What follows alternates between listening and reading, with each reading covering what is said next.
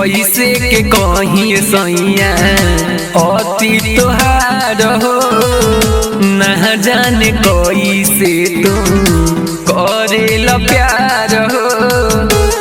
ए राजा सुने कैसे के कहीं सैया अति तोहार हो न जाने कैसे तुम करेला प्यार हो। सौंसे शरीरिया में दर्द बढ़ाइला, सौंसे शरीरिया में दर्द बढ़ाइला। हथियार लेखा हो हथियार लेखा हो हथियार लेखा काहे कवहरिया में धइला। हथियार लेखा काहे कवहरिया में धइला।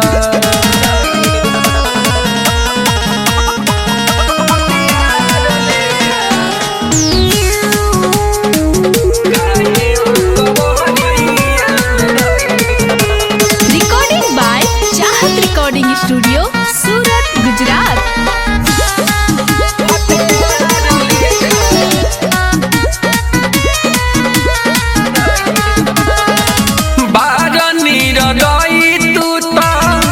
बुझल न दुख के देखो तनी देहिया ये राजा भइल कैसे सुख के। ए राजा सुनो हाँ हाँ बारनी रदाई तू बुझल न दुख के देखो तनी देहिया ये राजा भइल कैसे सुख के।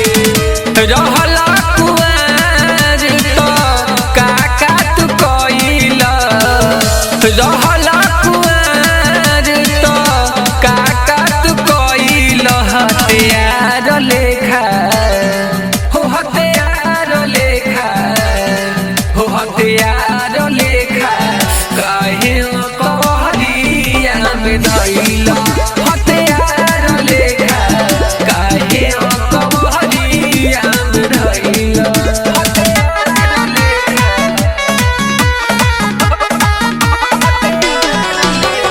Mixed by EP Recording Studio Sachin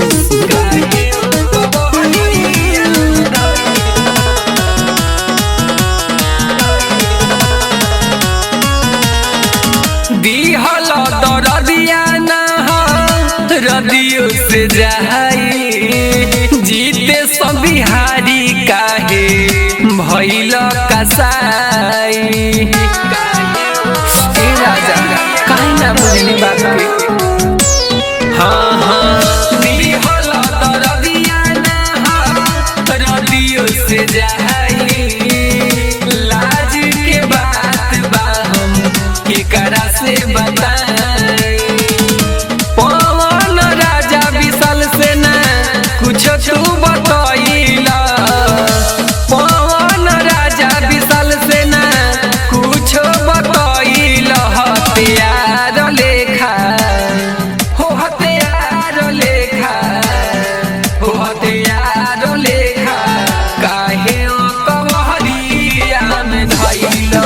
हथियार लेखा काहे कवहरिया में धइला। रिकॉर्डिंग बाय चाहत रिकॉर्डिंग स्टूडियो सूरत गुजरात।